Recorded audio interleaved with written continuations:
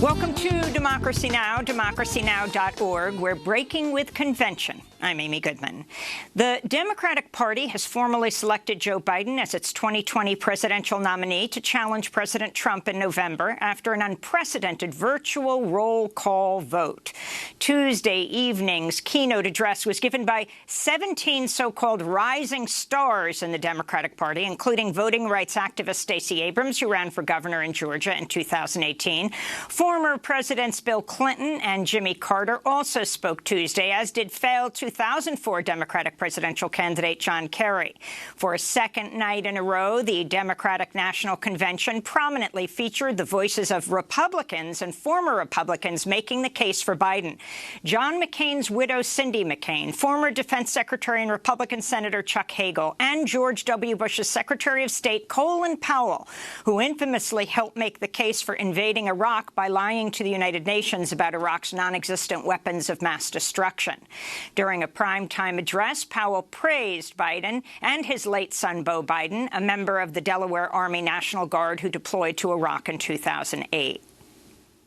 It comes from the experience he shares with millions of military families, sending his beloved son off to war and praying to God he would come home safe. New York Congresswoman Alexandria Ocasio-Cortez was given just 1 minute to address the Democratic National Convention in a pre-taped statement. She took a little more time. She nominated Biden's challenger, Senator Bernie Sanders, who'd officially remained in the race despite suspending his campaign in April. After headlines will air Ocasio-Cortez's speech and other highlights from the Democratic National Convention.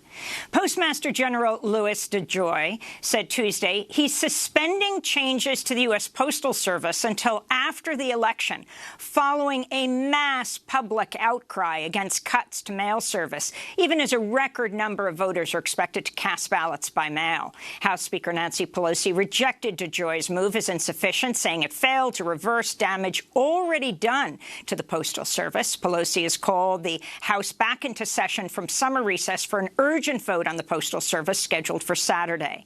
Last week, President Trump admitted he's working to undermine the USPS in order to make it harder to vote by mail in November.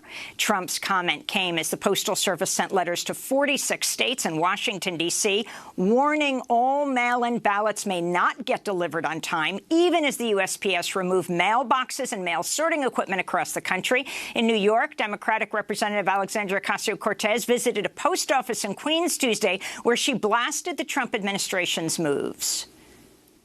This issue is bigger than any one of us. The Postal Service is not only how we send a ballot, it is how we get our medicine, it is how we send rent checks, it's where people are getting their tax refunds. It is a core service of any civilized society.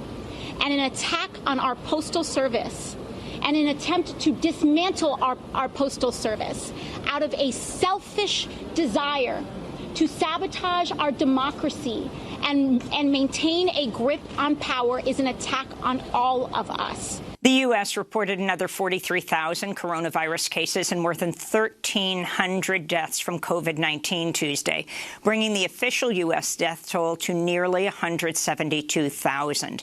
In Indiana, the University of Notre Dame canceled all in-person classes, said it would move to online-only instruction after confirmed 80 new coronavirus cases linked to an off-campus party where students refused to wear masks or practice social distancing.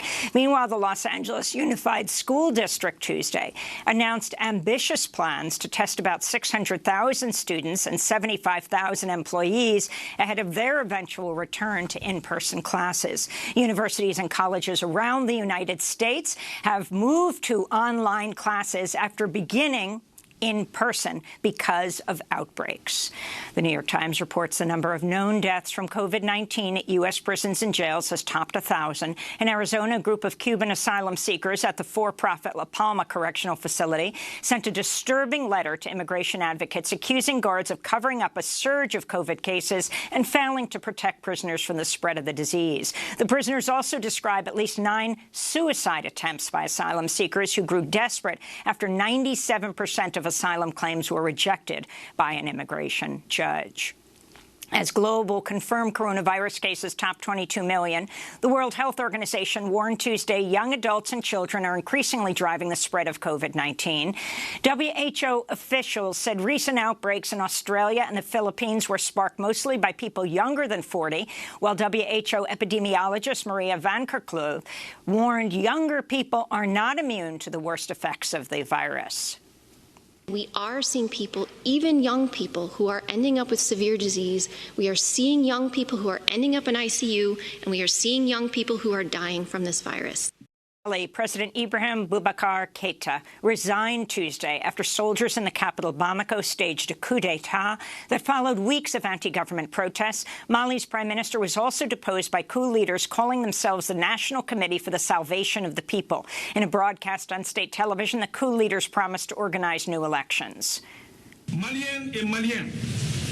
We are not keen on power, but we are keen on the stability of the country, which will allow us to organize, within the reasonable time limit, general elections to allow Mali to equip itself with strong institutions capable of handling our daily lives and restore the confidence between government and The United Nations and African Union condemned the coup and the arrest of Mali's president. Opposition leaders praised the coup as a popular insurrection. Before Tuesday's coup, the president faced weeks of protests against rampant corruption, police brutality, and mounting violence from separatist groups in Mali.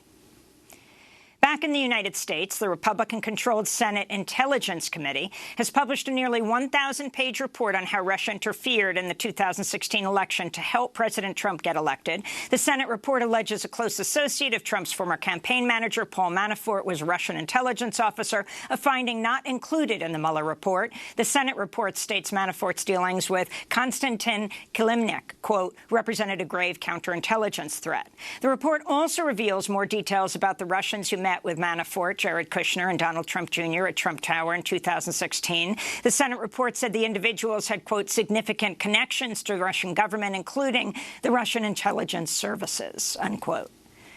In Palm Beach, Florida, far-right activist Laura Loomer has won the Republican primary for the U.S. House districts that's home to President Trump's Mar-a-Lago resort. Loomer was banned from Twitter and Facebook in 2018 over her racist attacks on Ilhan Omar, one of 3 Muslim members of Congress. She was also banned from Uber and Lyft after making Islamophobic comments about drivers. Donald and Melania Trump cast absentee ballots in Tuesday's primary, and after Loomer's victory, the president tweeted his congratulations to her. The Republican Party has invited a wealthy, white St. Louis couple who brandished guns at Black Lives Matter protesters to speak at the Republican National Convention next week. Mark and Patricia McCloskey face felony charges over the June incident, which saw Mark McCloskey point a semi-automatic assault rifle at protesters, while Patricia waved a silver pistol. Also set to speak at the RNC, Nick Sandman, a Catholic high school student from Kentucky who was filmed grinning and smirking as he and other students surrounded a Native American demonstrator in Washington, D.C. last year after the students taunted and mocked participants in the Indigenous Peoples March.